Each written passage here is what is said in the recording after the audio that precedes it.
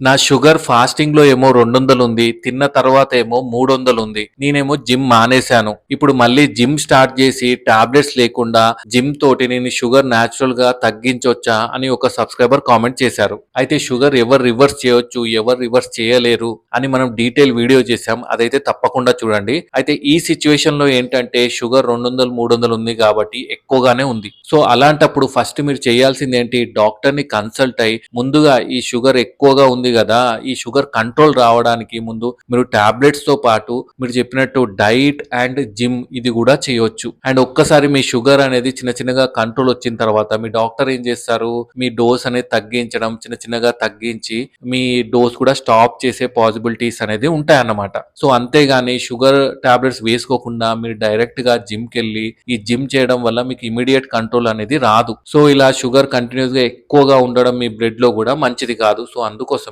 ముందు డాక్టర్ ని కన్సల్ట్ అయ్యి మెడిసిన్స్ అనేది వాడండి. అండ్ దాంతో పాటు ఈ డైట్ అండ్ ఎక్సర్సైజ్, ఈ జిమ్ ఇవన్నీ చేయొచ్చు అన్నమాట. అర్థమైంది కదా. మరి మీకు ఇలాంటి డౌట్స్ ఏమైనా ఉంటే కింద కామెంట్ చేయండి. Thank you.